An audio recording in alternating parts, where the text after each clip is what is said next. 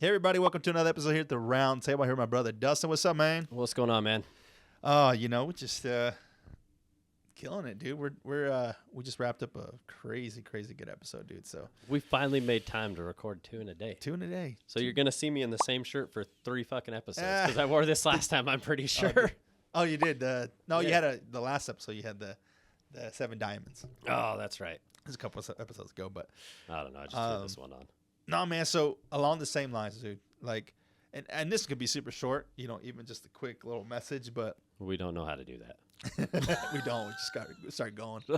So I think I wanted to save this because I wanted to, and it's interesting that we just touched on this topic. Oh, shit. It's very similar, but it's not breath work. It's the path or the mindset that you put yourself in that'll align you to the right people and the right situations that you need to be in. And I'll just tell this quick little story. So, we've talked about growth and, kind of pivoting in this year, the end of the year and into next year of having some substantial growth and doing some huge things. And we've been on track now. We're really just starting to get some momentum going. And Taylor and I decided to go for a walk yesterday. Kind of late notice, new park she'd kind of been to one time, and she wanted to show me it. So I was like, oh yeah, let's go to this park. We'll walk around really quick or whatever and get our steps in and then just talk, right? We haven't done that for a while since we moved, honestly. Not a good one, at least. And so we just started walking and talking. We're talking about our goals, talking about what we're going to do, how we're, I was like, hey, you on track? Like, you need to, we need to step it up. We need to do this, just checking back in, right?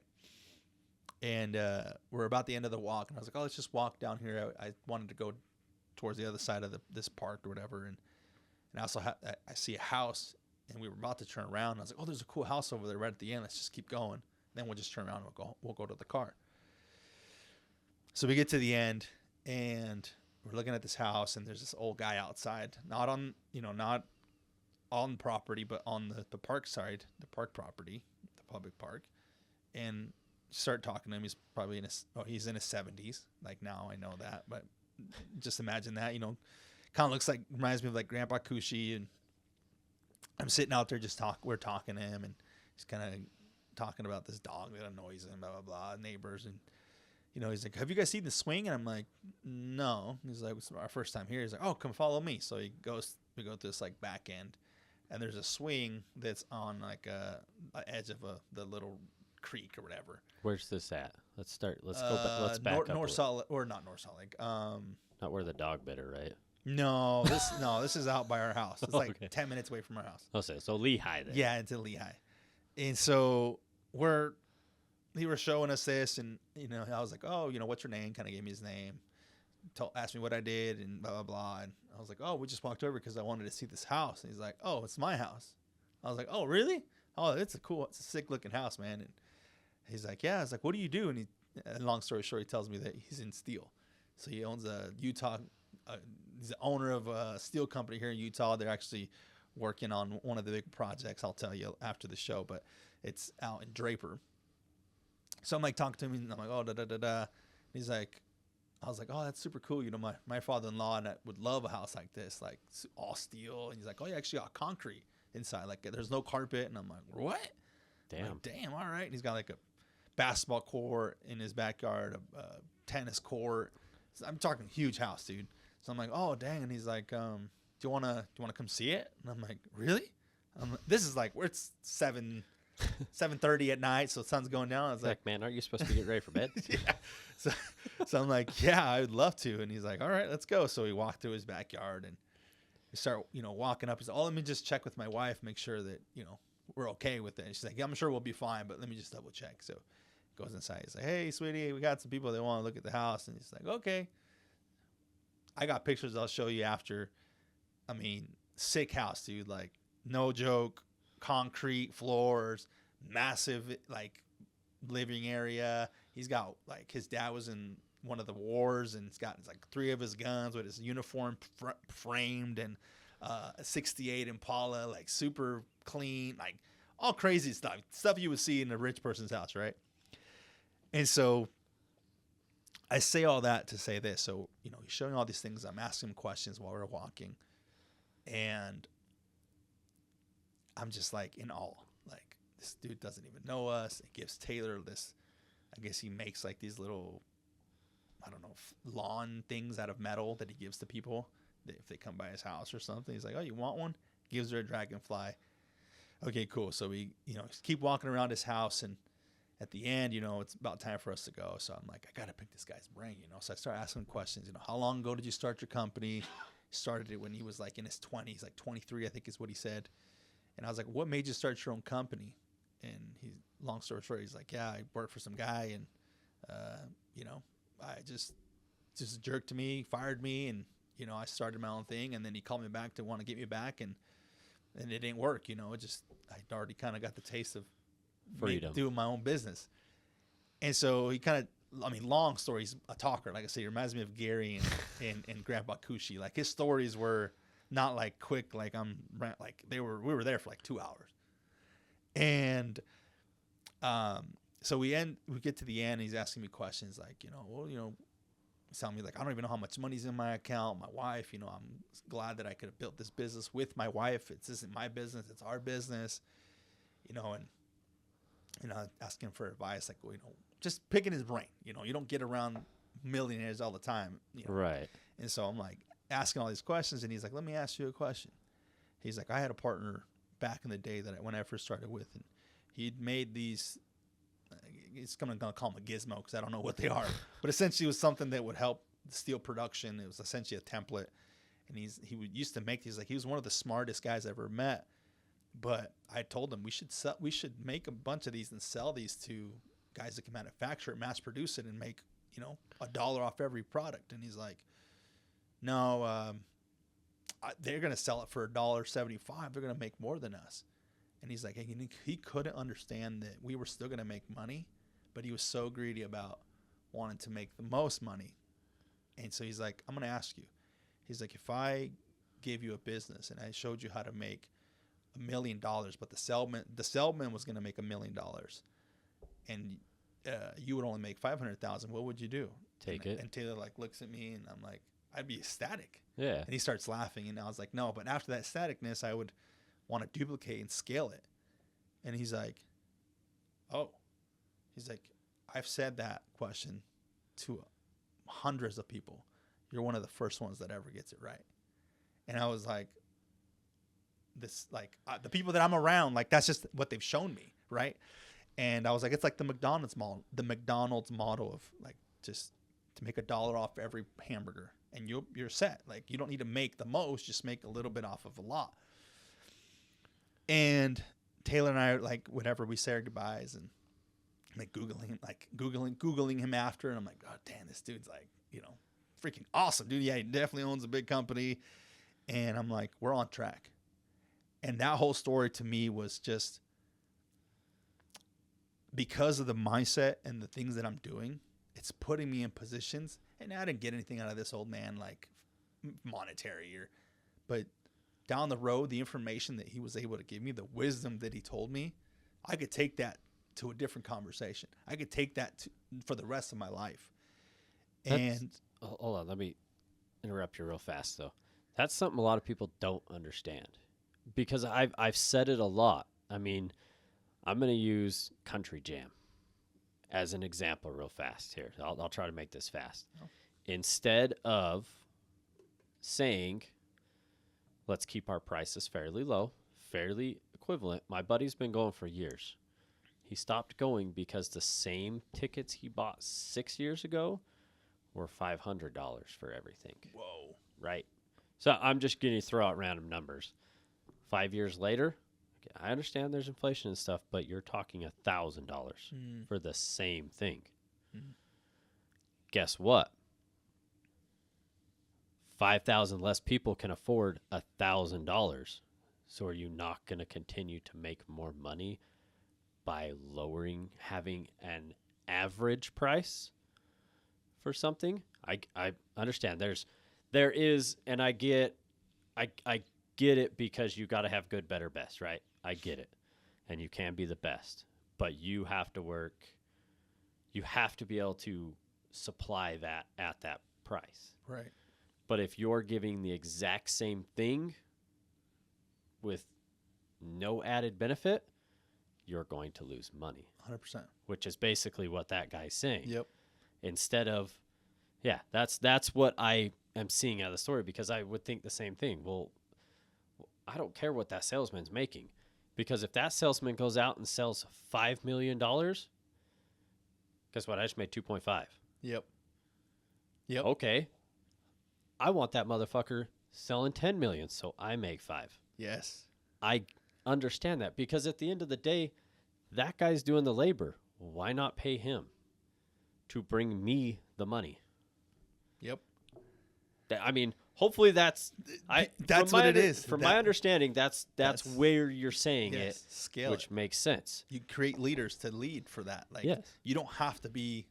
We talked about this a couple weeks. Spotlight all the time. Yes. I'm okay stepping back and making a few dollars off everything, and that's just the mindset that I've been shown by my mentors. I would have known that. I would have not known that 5 years ago. I would have said the wrong thing. Agreed. But I would have been like, oh, I'm like, no, I wanted to make $1 million too. You know, I got to figure a way out to change it up or do something. Now, because of the people I'm around, they're like, they've shown me, like, but again, be okay making $1 off everything. If they're making more than you, but you're making a little bit off of that whole amount, you're still good.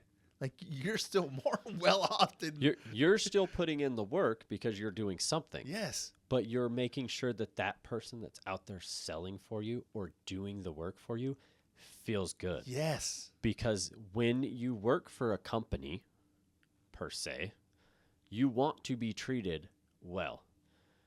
Again, his point, he was an asshole. He fired me. Yep. Why the hell would I want to go back? Yep. I don't want to work. I mean, I've left jobs for that exact reason. I don't like what you're doing. Right. You aren't treating me like an employee. You aren't treating me like I'm making you money. I mean, I had a job as a salesman. I'm terrible at salesman, by the way. I will only sell you what you need. Which is what true sales actually is. Yeah. So in a roundabout way, I'm a great salesman, because I'm not going to try to oversell you. I'm going to sell you what you need, because that's what I want somebody to do. I don't want somebody to come in and tell me all this bullshit. Mm-hmm. But back to the point, they wanted me to do extra, and I'm like, I get it, but I'm not being compensated anymore, which is, again, a good and bad way to look at things. But if I was treated well, I would have been more than happy to do more. Mm. But when my money went from, oh, now you're going to make commission off of everything. You're going to make shit for base, and you're going to make a little bit of commission. Average it out, and the guy right below me is making 75 cents less than me for doing a quarter of the work. Mm. I'm sorry, but I'm getting yelled at. I'm getting the heat. I mean, sometimes I feel that day to day already, but it's not going to make me want to work harder. Right. When you appreciate somebody, that dollar doesn't seem as big of a deal to them. Yeah. No, I get that. Hopefully that all adds with your story. It all adds with it, man. But it was just, I say that because we talked about in the last episode, the association or the people you're around and the framework that it's willing to get you into the path that you're supposed to go down. And I think that was impactful with the breath work, because that's the path that you have to take to get to wherever you need to go. That's what you're on right now. But it's just cool to see, like, when you apply yourself to something and you're in a mindset, you're thinking of what, thinking about the Toll Brothers, thinking about your truck, thinking about if you're getting the new home, thinking all these different things. There is always rough patches, there's peaks and valleys, right? But if you make it through those valleys, you'll get back on path to where you need to be, and you'll see the fruits of your labor, the seeds that you planted start coming to fruition. And it's just super cool to see. It's just getting around the right association, getting around the right mindset, getting in the path that you want to go to, and just knowing that, trusting the process that you'll get there. And as long as you're putting in the work, obviously. I was going to say, you sent me this the other day. It says distraction, and then DIS is blacked out, so traction. Yep. And then the DISTR is whited out, blacked out, whatever, and it says action. You have to remove some things to remain within the right thing. Yep. Kind of goes along with it. If you're not willing to take some of your distractions away, start putting the motion in to get some traction, you're never going to make the action work. Yep. And my mentor sent me that, and I was like, I got to send this to Dustin. And I don't know. I sent you another thing the last week. I don't know. Maybe it just felt something, but hey, I didn't know you were going through that tough period. But I was just like, when that happened last night, and that was before I sent you that. But I was like, but when that happened last night, I was like, dang, like I got to talk to Dustin about this, because I'm like, just get in the right lane. Yeah. And go through that lane. Don't worry about, put your blinders on, do what you have to do. And I'm not talking about like the things that we've talked about before, but it's just sometimes, and I posted this the last 2 days because I looked at it's like now it's 96 days till the end of the year. So we're almost at 90 days before we're done. We're in 2025. A lot of us fucked off. A lot of us did stuff that we just need to refocus. We got 90 days. You can get a 75 hard in there for the people. And I'm October's right around the corner, so it might happen in October. So, I mean, I'd actually said that to my wife. I was like, I think I'm going to do it. Like, we have some things going on, and I'm like, yeah, I could do it right now. There's no reason I can't start it. But then I started thinking, I'm like, you know what? I don't need the program to do it. I just need to fucking do it. Do it. The action. Yep. I just need to take the fucking action and do it. The program's great. It gave me everything I needed. But if I just apply that more, again, we're talking about failure and vulnerability here, guys. Yep. If I apply that more to whatever you need. Yeah. Remember I told you, find those 15 minutes? Yeah. 15 minutes for breath work every single day. Yeah. Instead of your second workout or whatever it might be. Yeah. You fit those moments of those things that you need to prioritize. Oh, I need to work on getting an idea for a new business. I need to prioritize it. Whatever it might be, you use the principles that he's shown you, and apply them. Again, action, traction. Yeah. Start getting your traction. Start making some fucking actions. Yeah. I mean, it's every time we talk, I feel like I go away from this just a little more excited every time, no matter what the conversation is. Good. I just wanted to share that with you, man, because I know that. I know that. The end of the year, people just start doing crazy shit, and it's just we always notice it in the business, and it's just people take vacations, they do all these different things, and I truly believe that the last 3 months of the year are one of the most important parts for next year, because next year will come, and then everybody will be on that tip of like, oh, new year, new me, blah blah blah. You're 3 months ahead.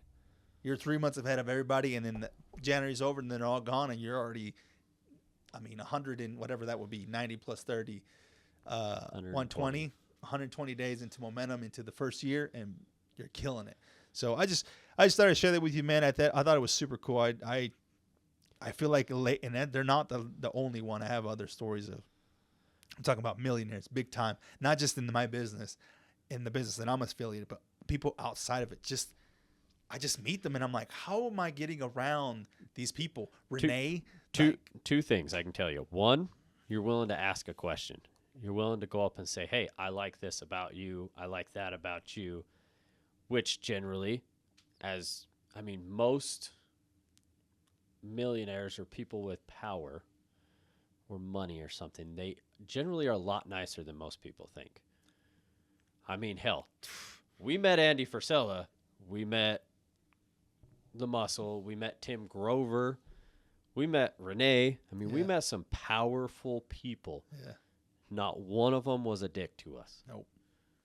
Not one of them shied away from saying, hey, yeah, absolutely, I'll take a picture with you. Yep.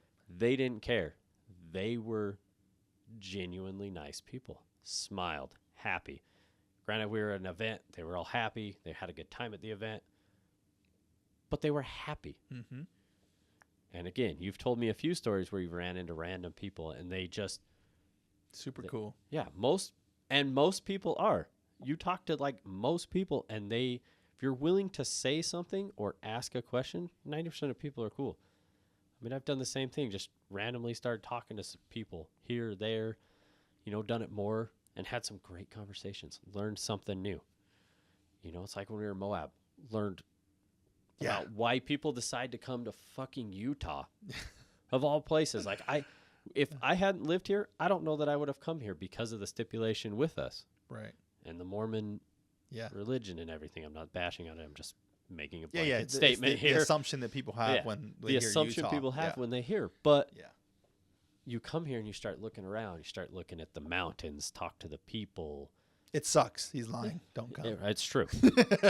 Just joking. You know, it's just like I started talking. I just randomly talked to a couple of girls at an event we went to. You know, just randomly made friends with these girls and complimented this girl's sleeve and kind of talked to her for a minute. And same thing, hit the gym. There's a guy, seen him a few times. Yo, dude, love your sleeve. It's fucking cool. Yeah. You know, and that's a conversation. And now I go there. Dude's like, hey, what's up, man? How's it going? Yep. Just a simple conversation. Yep. You know, I met another guy, and I think I've talked about him. I mean, he's head to toe tatted. I've seen him way back when I started my journey. I thought he was intimidating, to say the least. Nicest motherfucker there is. Is it the big white dude? He's fucking jacked, and he's tatted. I think I know who you're talking about. His name's Jack. He's fucking cool. I think I know who you're talking He's about. at Sojo in the mornings. Oh, okay. Then maybe not. Then I'm thinking about the white. Well, he was at EOS when we were there. When we were going, he was there. Did he always have a buddy with him?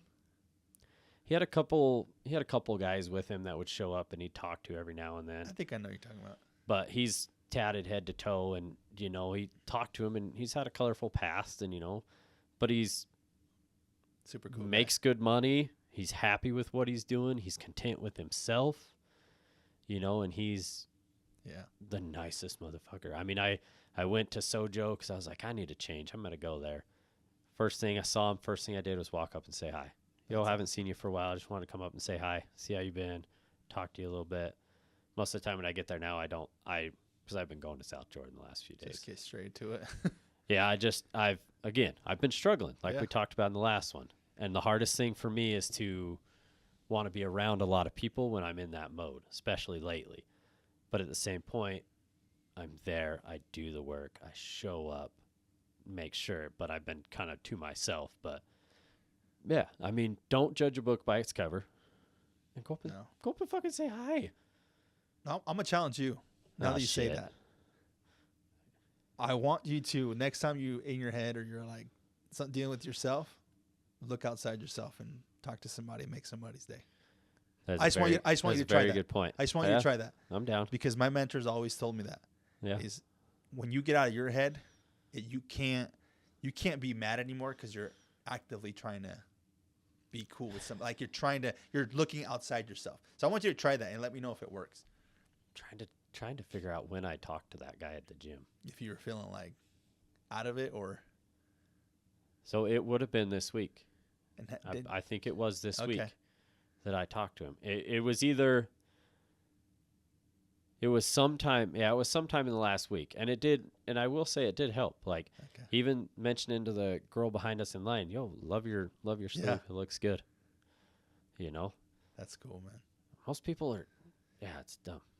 Dumb to not say like a compliment. Something. Yeah. Like, I just wanted to share that with you, man, and I know that you're right on the right path. I'm crazy that your story is similar in the way that you're on a path, and just remember that it's not always as straight and narrow as we would like it to, but that's amazing, man. I just want to share that with you and just know that you're on the right path too. So sunshine and rainbows are pretty, but they don't get you very far. Nope. They don't get you very far. That's why you can never find the end of one. Nope. Cool, man. I appreciate you. Yeah, thanks. Well, guys, that can also be a challenge to you guys too, not just me. If you're in your head, compliment somebody. Get out of your head, make their day. Yep. Because I haven't tried it yet that I'm aware of. Yeah. But I'll do it next time. If I'm struggling, I'll reach out to somebody. Yep. Something. Yep. Awesome, man. I appreciate you, brother. Thank you. Thanks, man. It's been a good one today. Yes, sir. Thank See you guys. Love you guys.